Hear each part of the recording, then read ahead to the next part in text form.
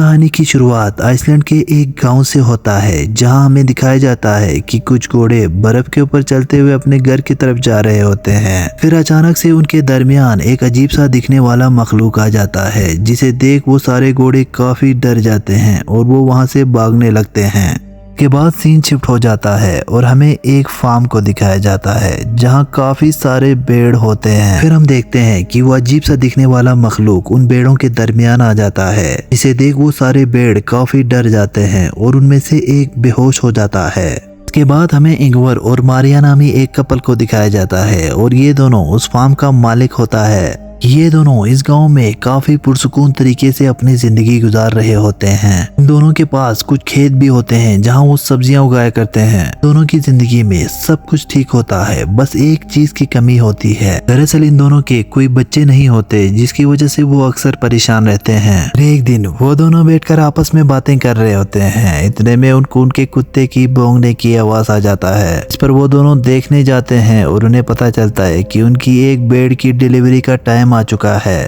फिर थोड़ी देर बाद वो भेड़ अपने बच्चे को डिलीवर करता है, लेकिन मारिया और इंगवर उस बच्चे को देखकर काफी शॉक हो जाते हैं, क्योंकि उस भेड़ के बच्चे का जिस्म बिल्कुल इंसानों की तरह होता है, लेकिन उसका सर भेड़ों की तरह होता है। दरअसल ये हाइब्रिड होता है, जिसकी वजह से वो दोनों काफी हैरान होते हैं। उसके बाद मारिया उस भेड़ के बच्चे को अपने घर पर ले आता है और वो दोनों मिलकर उस भेड़ के बच्चे की काफी देखभाल करते हैं, क्योंकि उनके यहाँ कोई बच्चा नहीं होता, जिसकी वजह से वो उस भेड़ के बच्चे के साथ काफी अटैच हो जाते हैं। उसकी देखभाल बिल्कुल इंसानों की तरह करते हैं। ये दोनों उस भेड़ के बच्चे को बिल्कुल इंसानों की तरह ट्रीट करते हैं और उसका एक नाम भी रख लेता है, जो कि मड़ा होता है। हाइब्रिड बच्चे के आने की वजह से मारिया और इंगवर की जिंदगी में काफी खुशियां आ गई थीं। ये दोनों अब काफी खुश लग रहे होते हैं। इंगवर मड़ा के लिए एक झूला भी बनाकर लाता है और वो उसे अपने साथ अपने बेडरूम में सुलाता है। के बाद हम देखते हैं कि मड़ा की माँ उसके लिए आवाज देकर बुलाने लगती हैं, लेकिन मारिया उसे उसके पास नहीं ले जाती, बल्कि वो हमेशा मड़ा को अपने गोद में उठाकर अपने बच्चे की तरह रखती है। ये देखकर इंगवर भी काफी इमोशनल हो जाता है। के बाद हम देखते हैं कि मड़ा की माँ अपने बच्चे की तलाश में घर तक पहुंच जाता है, लेकिन मारिया उसे भगा देती है। एक सुबह मारिया अपने खेत पर काम करने चली जाती है और वो जाने से पहले इंगवर से कहती है कि तुम मड़ा का ख्याल रखना, लेकिन इंगवर भी थोड़ी देर ख्याल रखने के बाद बाहर किसी काम से निकल जाता है।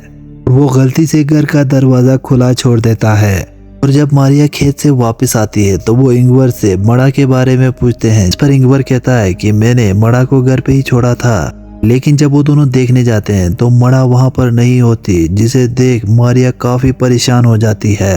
फिर इंगवर मारिया से कहता है कि तुम परेशान मत होना, मैं मड़ा को कहीं से भी ढूंढ कर लाऊंगा। मारिया और इंगवर मड़ा को काफी ढूंढते हैं, बिलाखिर उन्हें वो मिल जाता है। दरअसल वो अपनी असली माँ के साथ होती हैं। इसे देख मारिया काफी गुस्सा हो जाती है और मड़ा की असली माँ से उसे छीन लेता है और उसे एक कंबल में लपेट देता है। फिर वो वहां से निकलने लगते हैं, लेकिन मड़ा की असली माँ उनके पीछे आ जाती हैं, जिसे देख मारिया काफी गुस्सा हो जाती हैं और उसके ऊपर चिल्लाने लगती हैं और उसे कहती हैं कि तुम यहाँ से चले जाओ। के बाद मारिया मड़ा को घर पर लाकर झूले में सुला देती हैं। के बाद हम देखते हैं कि मड़ा अब काफी बड़ी हो चुकी हैं और अब वो भी मारिया के साथ काफी अटैच हो चुकी हैं। वो दोनों एक दूसरे से काफी प्यार करने लगे थे। एक रात मारिया भेड़ों के बारे में एक काफी खौफनाक ख्वाब देखती हैं। इसके बाद उसकी आंखें खुल जाती है और उसे ये डर सताने लगती है, कहीं मड़ा की असली माँ उसे और मड़ा को एक दूसरे से जुदा न करे। इसके बाद वो एक प्लान बनाती है और एक सुबह इंगवर और मड़ा को सोते देख वो जाकर मड़ा की असली माँ को गोली मारकर मार देती हैं। उसे खेत में दफना देता है, लेकिन इंगवर का भाई पीटर ये सब देख लेता है। दरअसल पीटर शहर में रहा करता है और वहाँ पे छोटा मोटा क्राइम किया करता है। वो इस गांव में अपने भाई से मिलने आए होते हैं और रात भेड़ों के शेड में गुजार देता है। सुबह पीटर अपने भाई से मिलता है। इंगवर उसे देखकर काफी खुश हो जाता है, क्योंकि वो दोनों काफी अरसे बाद मिले थे। उसके बाद वो पीटर को अपने घर के अंदर ले जाता है। हाँ, इंगवर मारिया से उनके लिए नाश्ता बनाने को कहता है। के बाद जब वो नाश्ता टेबल पर लगाते हैं, मड़ा भी उस नाश्ते के टेबल पर पहुंच जाता है। यहाँ मारिया मड़ा को पीटर से मिलवाता है। मड़ा को देख पीटर काफी हैरान हो जाता है, लेकिन वो कुछ नहीं कहते। उसके बाद हम मारिया और मड़ा को टब में नहाते हुए देखते हैं। दूसरी तरफ इंगवर और पीटर बाहर छत का कोई काम कर रहे होते हैं। इतने में पीटर घर के अंदर आता है और वो देखता है कि मारिया और मड़ा एक साथ नहा रहे हैं। इतने में इंगवर भी वहां आ जाता है और पीटर उससे पूछता है कि ये सब क्या हो रहा है। इंगवर कुछ नहीं कहता और वहां से चला जाता है। इसके बाद रात होती है और मारिया मड़ा से कहती है कि अपने अंकल पीटर को गुड नाइट कहो। इसके बाद पीटर फिर इंगवर से मड़ा के बारे में पूछने लगता है, जिस पर इंगवर कहता है कि मड़ा अब हमारी फैमिली का हिस्सा है और हम काफ़ी खुश हैं। तुम यहाँ जितने दिन रहना चाहते हो रह लो, लेकिन इस बारे में और बात मत करो। के बाद इंगवर वहाँ से चला जाता है। हम देखते हैं कि मारिया इंगवर से पूछ रहे हैं कि पीटर यहाँ कब तक हैं, जिस पर इंगवर कहता है कि कुछ दिन बाद वो यहाँ से चला जाएगा। दरअसल मारिया नहीं चाहती थी कि पीटर उनके साथ रहे, क्योंकि पीटर उसके साथ काफ़ी फ्लर्ट किया करते थे और उसके साथ काफ़ी बुरी हरकतें भी करते थे। इसके बाद हमें उन तीनों को खेत में काम करते हुए दिखाया जाता है और जब वो काम करके थक जाते हैं तो वो टी ब्रेक लेते हैं। टी ब्रेक के दौरान मारिया और पीटर एक साथ होती हैं और पीटर मारिया के साथ फ्लर्ट करने लगता है, लेकिन मारिया उसे दूर कर देती है। इसके बाद पीटर मारिया से कहता है कि तुम जिसे इंसान समझ के पाल रहे हो दरअसल वो एक जानवर है, लेकिन मारिया पीटर की बातों को अनसुना कर देता है। वो वहां से चली जाती हैं। अगले दिन हम देखते हैं कि पीटर मड़ा का काफी मजाक उड़ा रहे हैं और उसे जानवर कहते हुए उसे घास खिलाने लगते हैं। इंगवर उसे देख लेता है और पीटर पर काफी गुस्सा हो जाता है।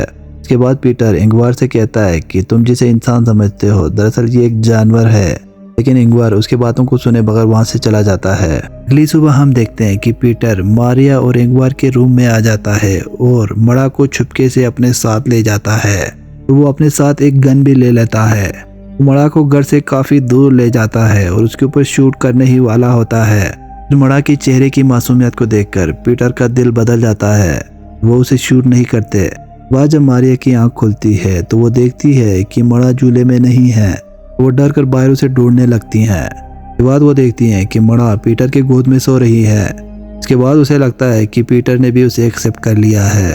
उसके बाद हम देखते हैं कि मारिया एक कब्रिस्तान में आई हुई हैं। यहाँ हमें पता चलता है कि मारिया और इंगवर की एक बेटी थी, इसका नाम मड़ा था और उसकी डेथ हो गई थी। इसी वजह से उन्होंने उस हाइब्रिड बच्चे का नाम मड़ा रखा था और वो उसे अपने ही बच्चे की तरह मानने लगे थे। दूसरी तरफ हमें दिखाया जाता है कि अब पीटर भी मड़ा को काफी पसंद करने लगे थे। वो दोनों काफी घुल मिल गए थे। पीटर मड़ा को रोज अपने साथ बाहर घुमाने ले जाता है। वो दोनों एक दिन मछली पकड़ने जाते हैं, लेकिन आते वक्त उनका ट्रैक्टर खराब हो जाता है। पीटर उस ट्रैक्टर को ठीक करने की कोशिश करता है, लेकिन वो ठीक नहीं कर पाते तो वो उसे वहीं छोड़कर घर की तरफ आ जाते हैं। फिर हम देखते हैं कि वो चारों टीवी देख रहे हैं और काफी इंजॉय कर रहे हैं। के बाद हम देखते हैं कि इंगवर काफ़ी पीने की वजह से होश में नहीं होते, जिसकी वजह से पीटर उसे उसके कमरे में सुलाने ले जाता है और उसे सुला देता है। दूसरी तरफ मारिया किचन में काम कर रही होती हैं और पीटर वहां आ जाता है और उसके साथ फ्लर्ट करने लगता है। इस पर मारिया उसे मना कर देता है। पीटर मारिया को ब्लैकमेल करने लगता है। पीटर कहता है कि मैंने तुम्हें अड़ा की माँ को मारते हुए और उसे दफनाते हुए देखा है, और पीटर कहता है कि मैं ये सब अड़ा को बता दूंगा। इस पर मारिया पीटर की बात मान लेता है, लेकिन वो उसे चालाकी से एक कमरे में बंद कर देता है। दूसरी तरफ हम देखते हैं कि मड़ा मारिया से छुपकर घर के बाहर आए हुए होते हैं। घर के बाहर मड़ा उसी खौफनाक मखलूक को देखता है, जिसे देखकर वो काफी डर जाता है और वो घर के अंदर चला जाता है। वो जाकर इंगवर के साथ सो जाता है, लेकिन अभी भी उसके जहन में वो अजीब सा मखलूक आ रहा होता है। इस सुबह हम देखते हैं कि पीटर उसी कमरे में सो रहा है और मारिया आ जाती है और वो उसे उठाकर कहती हैं कि तुम प्लीज हमारे घर से चले जाओ। इस पर पीटर मान जाता है और मारिया उसे बस स्टॉप तक छोड़ने जाते हैं। दूसरी तरफ हम इंगवर को देखते हैं जो अब उठ चुका है और वो देखता है कि मारिया और पीटर घर पर नहीं हैं, लेकिन वो मड़ा के साथ मिलकर नाश्ता करता है। नाश्ता करने के बाद इंगवर और मड़ा ट्रैक्टर को ठीक करके घर पर लाने के लिए चले जाते हैं। दूसरी तरफ हम देखते हैं कि मारिया और पीटर बस स्टॉप पे पहुंच चुके हैं। मारिया पीटर से कहती हैं मड़ा अब हमारी जिंदगी का एक हिस्सा है, इसे हम कभी खोना नहीं चाहते। के बाद मारिया पीटर को कुछ पैसे देती हैं। पीटर वहां से चला जाता है। उसके बाद मारिया अपने घर की तरफ आती हैं। दूसरी तरफ हम देखते हैं कि इंगवर और मड़ा ट्रैक्टर के पास पहुंच चुके हैं, लेकिन वो ट्रैक्टर को ठीक नहीं कर पाते, जिसकी वजह से वो घर की तरफ वापस आ जाते हैं। हम देखते हैं कि मारिया घर पर पहुंच चुकी हैं, लेकिन वो देखती हैं कि घर पर कोई भी मौजूद नहीं है। इतने में मारिया को गोली चलने की आवाज़ आती है, जिसे देख वो डर जाती हैं और फार्म की तरफ निकल जाती हैं। फिर हम देखते हैं कि उसी खौफनाक मखलूक ने इंगवर पर गोली चला दी है। इस मखलूक का भी जिस्म इंसानों जैसा होता है लेकिन सर पेड़ों जैसा होता है। दरअसल यही मड़ा का असली बाप होता है। के बाद हम देखते हैं कि ये मखलूक मड़ा को अपने साथ ले जा रहे हैं, लेकिन मड़ा इंगवार और मारिया को छोड़कर नहीं जाना चाहती, लेकिन ये मखलूक उसे ज़बरदस्ती अपने साथ ले जाता है। आते हुए मड़ा की आंखों में आंसू होता है। के बाद मारिया वहां पहुंच जाती है और वो देखती है कि इंगवार को किसी ने गोली मारी है और वो मर गया है, जिसे देख मारिया काफ़ी रोती हैं। इंगवार और मड़ा के जाने के बाद मारिया इस दुनिया में बिल्कुल अकेली हो गई थी। के बाद ये कहानी यहीं पर ख़त्म हो जाती है। दोस्तों, आपको ये वीडियो पसंद आए तो प्लीज़ चैनल को सब्सक्राइब करें।